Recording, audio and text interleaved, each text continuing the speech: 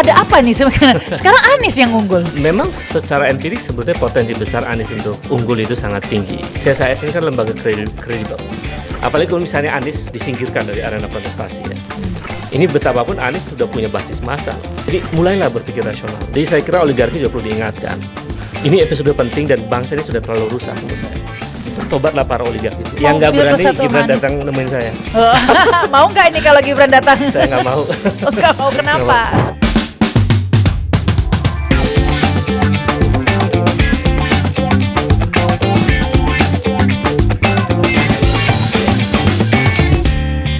Assalamualaikum warahmatullahi wabarakatuh. Selamat berjumpa di inilah.com di acara Inilah Podcast gitu ya. Dan kini kita menyoroti masalah ya ini sebenarnya masih 2024 tapi tunggu dulu ini sudah bulan Oktober ya.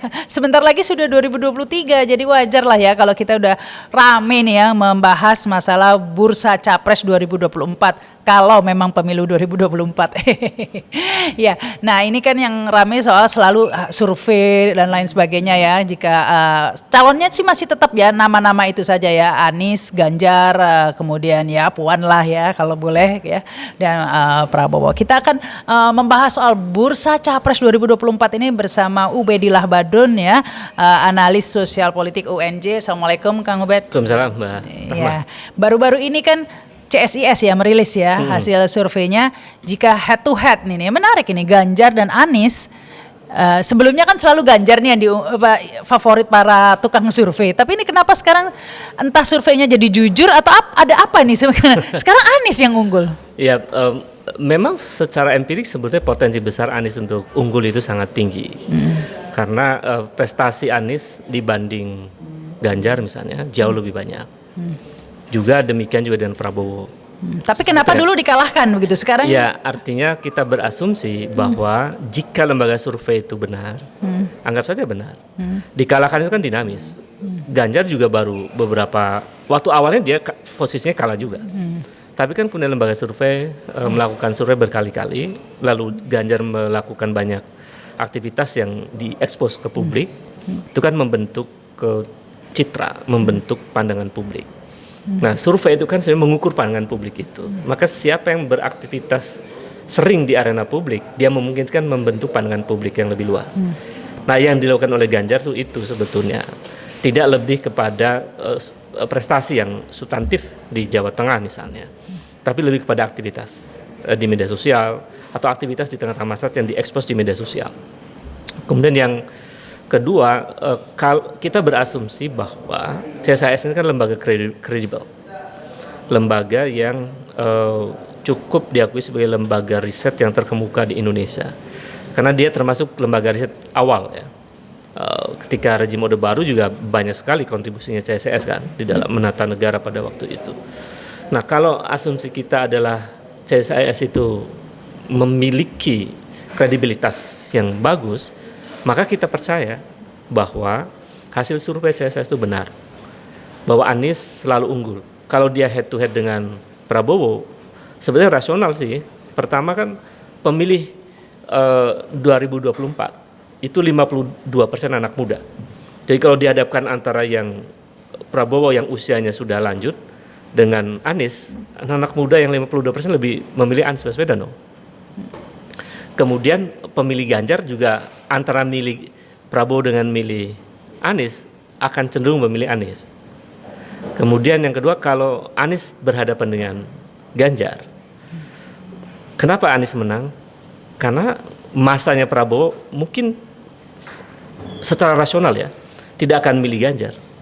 Masa Prabowo akan memilihnya Anies. Jadi Anies mendapatkan semacam berkah, limpahan elektabilitas ya dari kandidat lain yang gugur kalau kemudian ujungnya adalah head to head. Jadi saya kira surveinya saya itu ya cukup rasional lah, bisa diterima akal sehat. Tinggal apakah kemudian itu ada maksud tersembunyi dari rilis saya kira kita bisa diskusikan di situ. Mengapa itu dirilis sekarang di tengah lembaga survei lain memenangkan Ganjar? Apakah kita meragukan metodologinya CSIS? Atau kita justru meragukan semua lembaga survei yang sebelumnya yang selalu menempatkan Ganjar sebagai pemenang dalam kontestasi. Nah, bisa jadi metodologinya keliru. Bisa jadi surveinya bukan berbasis metodologi riset yang benar misalnya, tapi berbasis pada siapa yang bayar kan misalnya. Nah itu kan terjadi di lembaga survei kita dan kita tidak bisa menutup mata.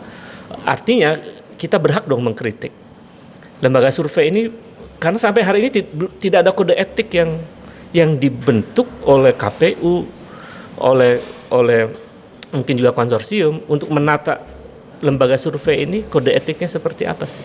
Ya. Nah, kalau dilihat realita sebenarnya ya fakta begitu ya. Kalau mau jujur memang ya dibanding Prabowo yang mungkin punya beban masa lalu banyak begitu kan ya. Ganjar Pranowo juga pernah disebut namanya di EKTP dan ada beban juga begitu ya track record. Mungkin Anies kalau dicari-cari ya mungkin ada Formula E ya. Terus apalagi ya bisa lah apa kelebihan bayar tapi itu kan tidak terlalu bukan fakta dari kalau IKTP kan sudah ada fakta bahwa memang terjadi. Nah, tetap saja ini orang ya kalau dilihat dari fakta bukan survei memang cenderung ke Anies begitu ya. Itu tidak bisa dipungkiri sebenarnya kalau mau jujur ya memang Anies yang unggul ya dalam saat ini. Tapi yang menjadi masalah sekarang bukan Anies unggul atau tidak. Nah, Anies jadi nyalon nggak? Ini takutnya. Survei ini juga sebagai dirilis begitu ya. CSIS ini merilis survei ini sebagai warning begitu ya. Ayo ini loh hati-hati nih. Ini calon yang akan menggugurkan semua calon lain begitu ya. Puan dan Ganjar nih. Gitu. Kalau survei saya itu benar. Itu artinya survei yang lain bermasalah metodologinya. Yang kedua, kalau itu dimaksudkan untuk warning karena data sebenarnya bahwa Anies yang menang, lalu kemudian ada upaya untuk menjegal Anies agar Anies kemudian tidak bisa mencalonkan, itu juga memungkinkan karena Anies tidak punya partai politik. Itu potensi besar juga. Sama juga sebetulnya Ganjar kalau dia ngotot, dia tidak akan punya partai politik. Akan dikeluarkan oleh PDIP misalnya, tetapi kan kita melihat misalnya praktek politik kita itu sangat ditentukan juga oleh intervensi atau keterlibatan oligarki. Jadi kalau Anies berpotensi besar dan para oligark melihat bahwa Anies punya potensi untuk menang, pasti oligark ini akan terlibat untuk mendukung Anies dan pada titik itu partai-partai bisa mendukung Anies. Tergantung apa mau oligarki begitu ya. Iya betul. Jadi artinya ya jebakan oligarki ini pasti akan terjadi. Tapi kalau menurut pendapat saya ini ya, Anies itu bukan not oligarki type lah ya. Karena kan pasti oligarki ingin yang bisa lebih diatur, bukan apa ya? Ngerti maksud saya nggak sih Pak? Yang kepinteran lah ya kelihatannya gitu ya. Maksudnya kayaknya oligarki nggak suka deh model-model kayak Anies. Saya melihatnya ada juga oligarki yang kemudian mulai berpikir bahwa Indonesia sudah saatnya untuk berubah. Saya menangkap ada pesan-pesan itu misalnya. Nggak percaya saya, bukan oligarki namanya itu.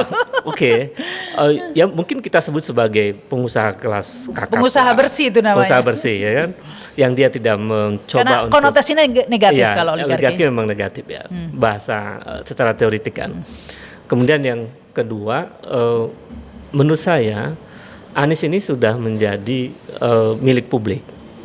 Jadi apapun yang akan terjadi, peta politik akan tetap memperhitungkan Anies dalam situasi politik tertentu.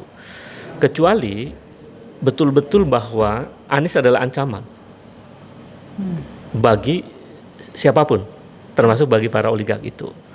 Kalau Anies adalah ancaman, maka Anies akan cenderung disingkirkan dari arena kontestasi politik. Kalau itu yang terjadi, kita mengalami kemunduran besar dalam demokrasi. Dan artinya rakyat juga sebenarnya dirugikan. Karena kalau kita melihat calon pemimpin, ini kan sebetulnya nih ya Mbak Rahma, kita ini seleksi kepemimpinan kita ini buruk, menurut saya buruk sekali. Kenapa? Karena langsung lompat ke election. Proses seleksinya itu nggak terjadi. Mestinya yang dilakukan itu ada seleksi dulu, ada tes dulu. Saya menjadi misalnya dosen ASN, saya harus menjawab 200 soal dengan kerumitan soal tertentu. Ini menjadi calon presiden nggak ada tesnya. Jadi tes kayak di Amerika gitu ada? Iya, kita nggak ada tesnya. Paling tes kesehatan doang kan. Nggak ada tes wawasan kebangsaan, tes pengetahuan, tes tentang leadership, menggunakan tes psikologi tertentu misalnya untuk membaca siapa yang layak menjadi calon presiden. Tapi kalau ada tes itu malah bahaya digunakan untuk ngejegal lawan nanti. Ada pola tertentu untuk bisa memetakan membentuk satu tim yang sangat kredibel untuk menjadi instrumen tes itu. Itu ada caranya dan itu sangat mudah sebetulnya. Karena kita terlalu banyak profesor psikologi untuk bisa melakukan itu sebetulnya. Kemudian maksud saya itu poin penting bahwa kalau kita menggunakan seleksi sebelum sebelum pemilu, maka kita akan menemukan siapa yang layak menjadi pemimpin sebetulnya. Kalau kita lihat secara kualitatif saja misalnya, disandingkan 3 orang dari sisi leadership antara Prabowo, Anies dengan Ganjar, itu orang akan melihat siapa yang layak menjadi leader sebetulnya.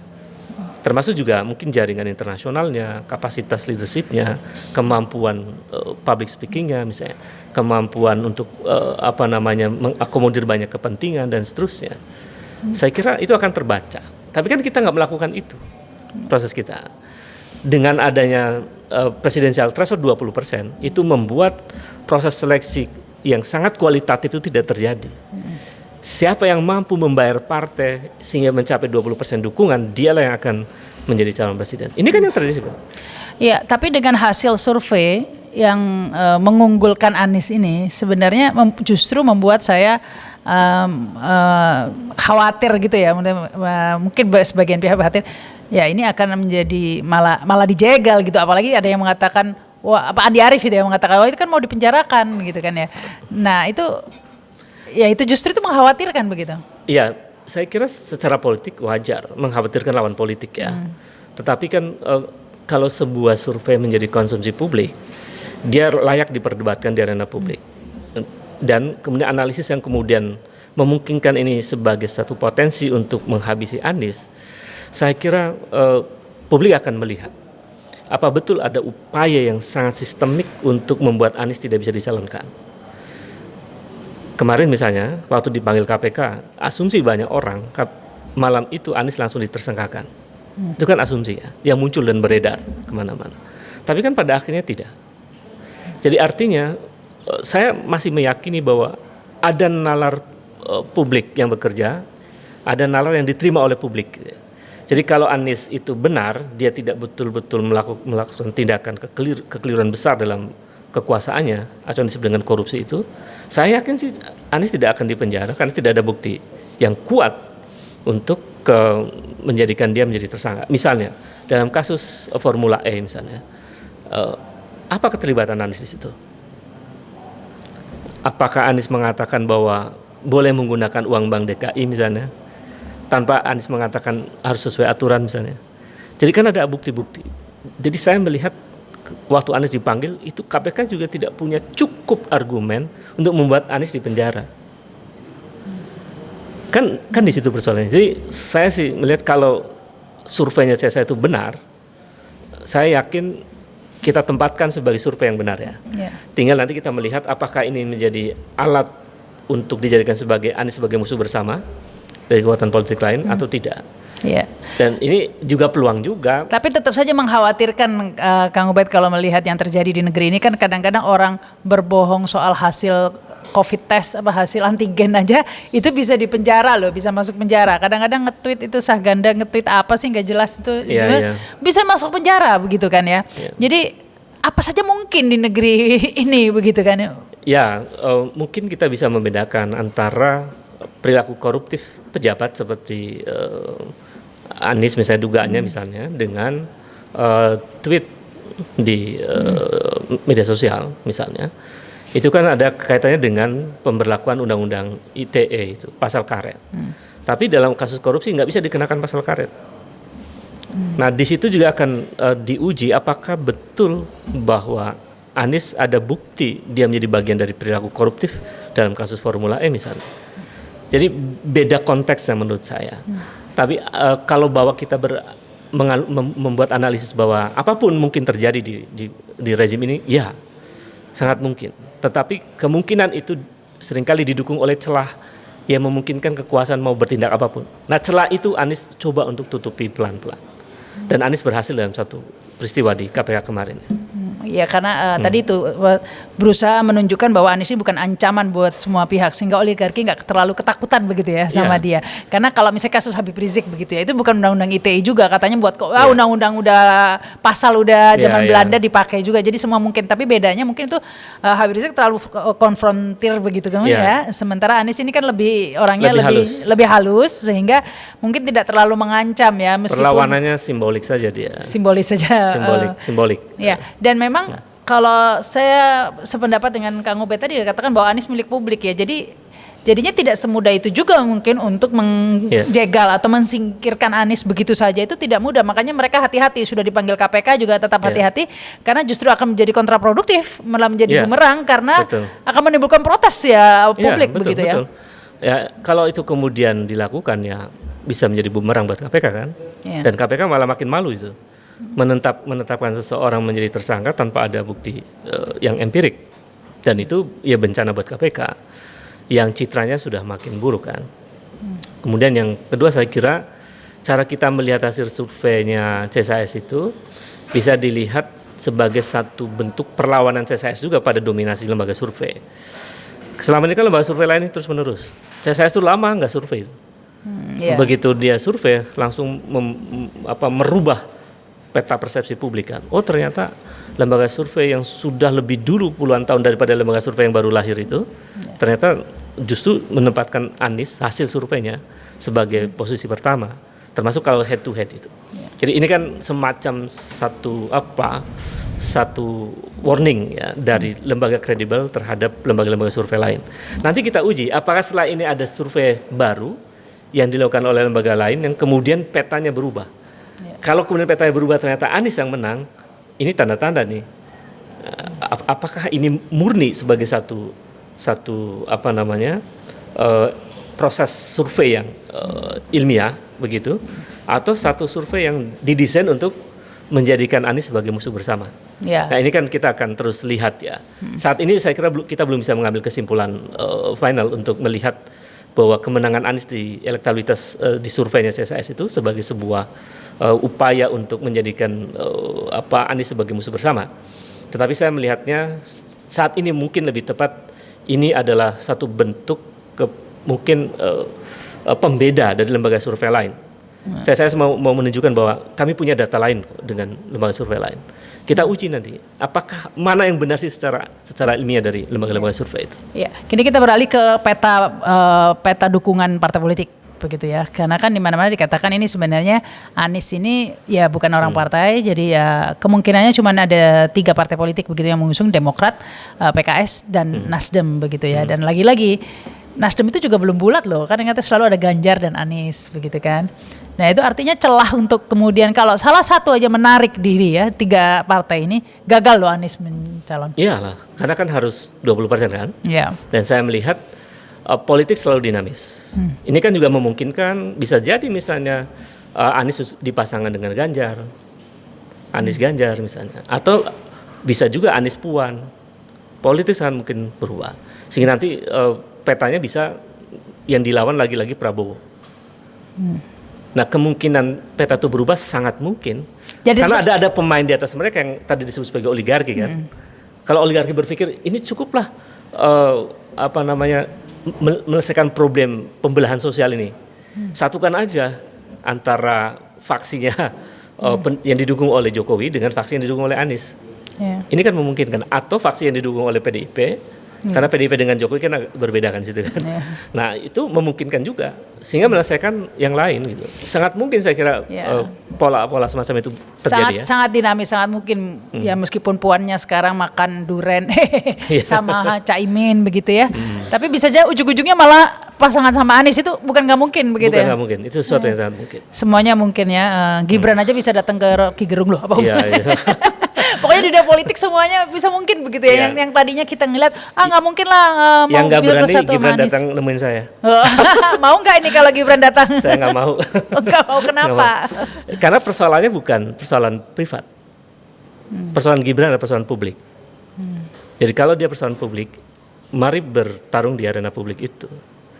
Jadi kalau kemudian dibawa tarik-tarik urusan privat, nanti dulu selesaikan dulu urusan publik. Selesaikan dulu laporan Kang Ubed ya. Sampaikan. Terus itu. Kalau itu kemudian terjadi ya ujungnya kemudian salah misalnya Gibran, ya sudah. Kalau mau ketemu silakan. Kan itu mestinya yang ini jadi bahas Gibran ya. Enggak ya, kita bahas apa aja namanya podcast, ngomong Oh, iya, apa iya. aja lah.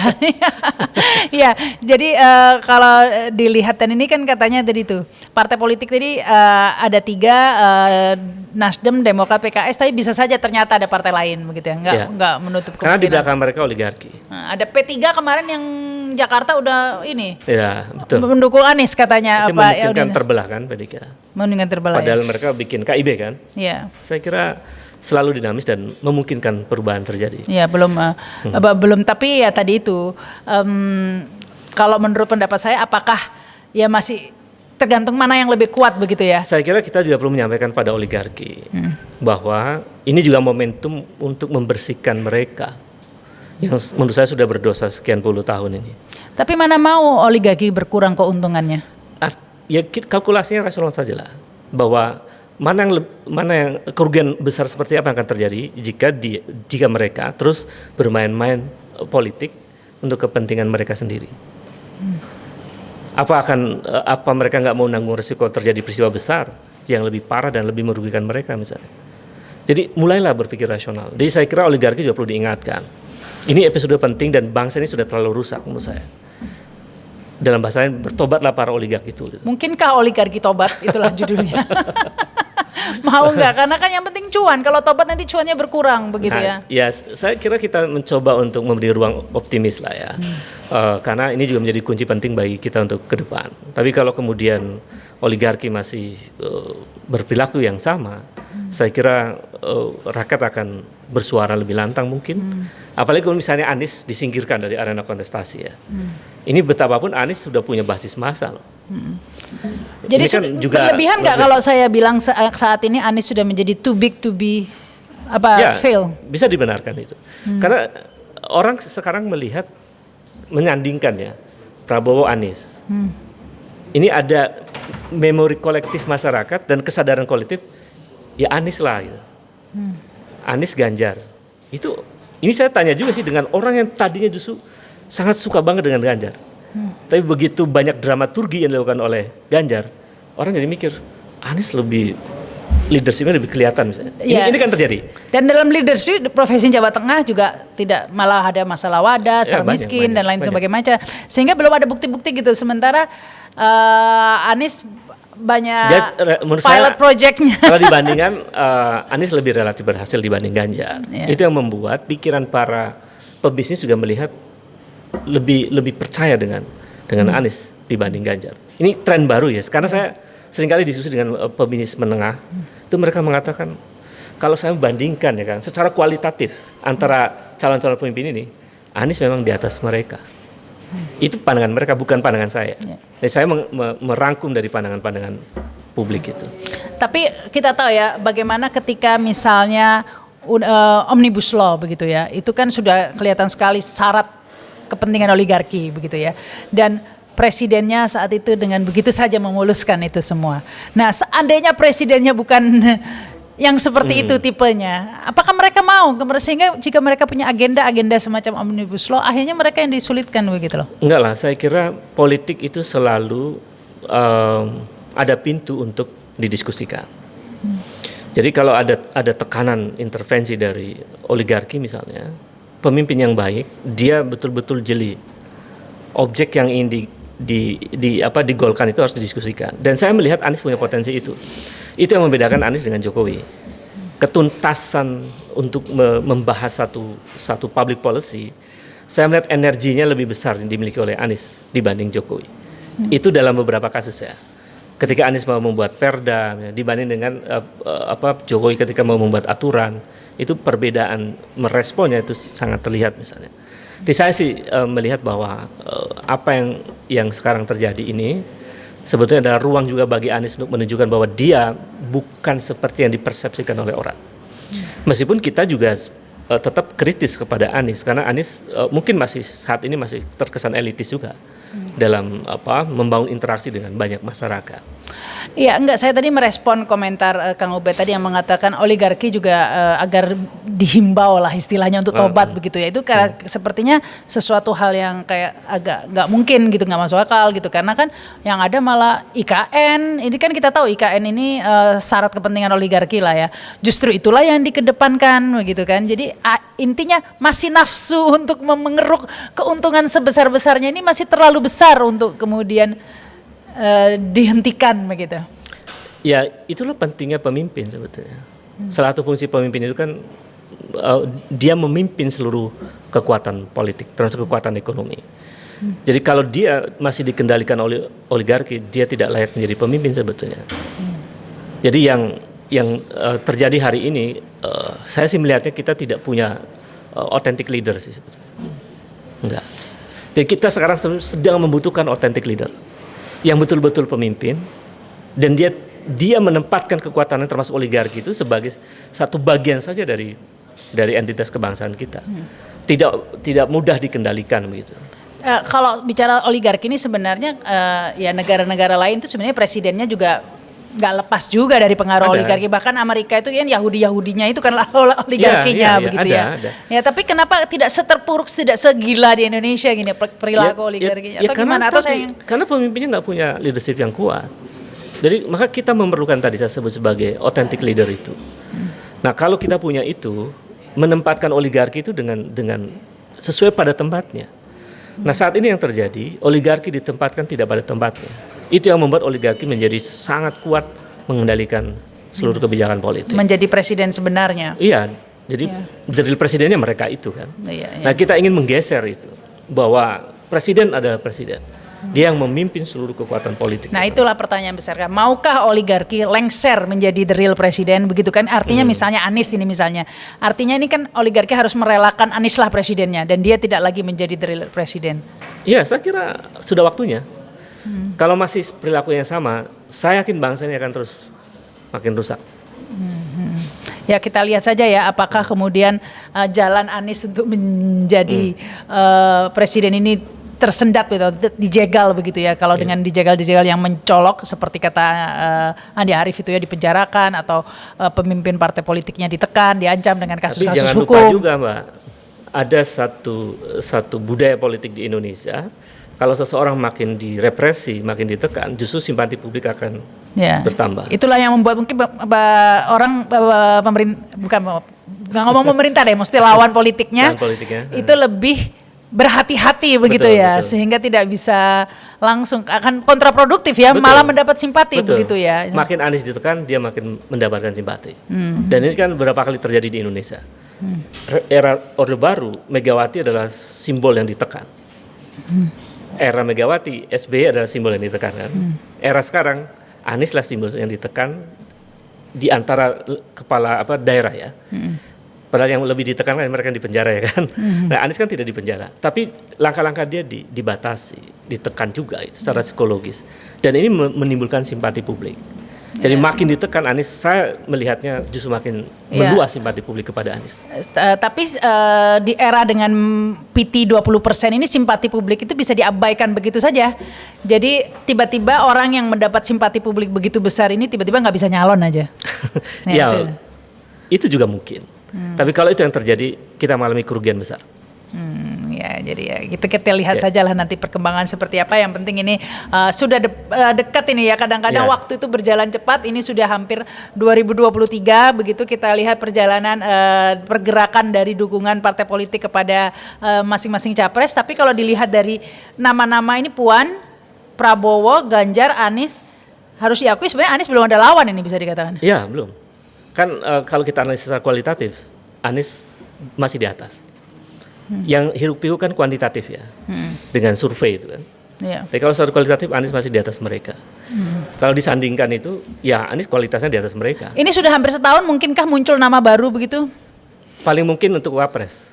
Wapres saja, Presiden sudah kayaknya sudah sulit. Sudah sulit ya? Untuk muncul nama baru. Karena kan Luhut bilang, kalau bukan orang Jawa jangan jadi presiden. Itu Luhut politik identitas itu salah. Republik ini memberi peluang kepada siapapun, bukan hanya orang Jawa. mengenai bahwa yang terpilih itu orang Jawa, karena memang 60% pemilihnya orang Jawa. Tapi kan kita mau membongkar itu agar pemilih itu menjadi rasional. Bahwa dia memilih seseorang itu bukan karena Jawanya, tapi karena kualitasnya. Nggak, saya jadi curiga jangan-jangan Luhut udah punya calon orang Jawa gitu Bisa loh juga barangkali. bisa juga kode Luhut itu mau mengatakan bahwa Anies Baswedan itu bukan orang Jawa gitu. Itu serangan sebenarnya Iya, Anies. serangan kan kita bisa tafsirkan semacam itu. Tapi diksi itu berbahaya. Luhut adalah orang yang memproduksi politik identitas. Kalau Luhut mengatakan itu secara sadar ya, bahwa yang bukan Jawa nggak usah nyalon, itu sangat berbahaya sebetulnya. Luhut gagal wawasan kebangsaannya itu. Jadi itu hanya untuk menyerang Anies kalau pandangan Kang Ubed sementara ini ya dugaannya, karena jadinya belum ada atau bahkan sulit ada lagi ya. Bisa juga nyerang yang lain, pres yang oposisi misalnya kan, seperti Bang Rizal ya kan, dia bukan orang Jawa misalnya, atau siapa lagi tuh oposisi, Rocky Gerung bukan orang Jawa kan, nggak mungkin jadi presiden. Enggak, tapi kan yang kansnya presiden enggak, jadi diperkirakan sudah itu aja nama-nama bursa ya, nggak akan ada tiba-tiba muncul di detik-detik terakhir si A, si B, susah misalnya Andika Prakasa atau apa. Tapi kalau kita lihat potensi untuk muncul nama baru itu ketika proses 3 bulan ke depan, jika terjadi perubahan besar, itu mungkin nama baru. Dan mungkin juga kelompok oposisi yang akan dominan dibanding mereka-mereka yang sudah muncul di nama-nama ini. Sangat memungkinkan jika peristiwa besar terjadi ya.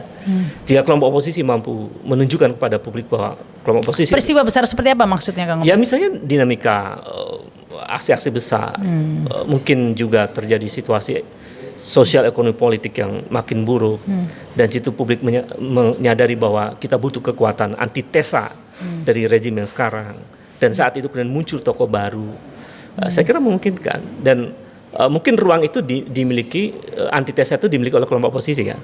Oh, iya. Seperti misalnya karena yang sedang dikritik sekarang yang pemerintah rezim. Orang ingin juga penasaran gimana kalau oposisi yang memerintah. Itu menurut saya menarik juga. Sehingga kalaupun muncul nama baru pasti itu dari kalangan oposisi, begitu ya, bukan dari kalangan yang sudah muncul seperti biasa. Bukan dari kalangan Luhut bahwa nama baru itu sudah tidak ada ya. Jadi tidak cuma ada. Itu saja ya. Nama-nama yang sebelumnya beredar Erik dan lain-lain sudah. Ya itu nggak mungkin jadi calon presiden. Udah enggak ya. Berat. Jadi cuma itu aja ya Puan. Caimin Cahaya Wapres ya. Wapres mereka. Kalau nama baru hanya untuk Wapres. Kalau capresnya sudah itu yang beredar. Kalaupun baru kemungkinan dari oposisi begitu ya. Thank you ini analisanya ini Kang Ubed ya. Sama-sama. Kita nantikan aja nanti ini di Bursa Capres 2024. Demikian dialog kita di Inilah Podcast.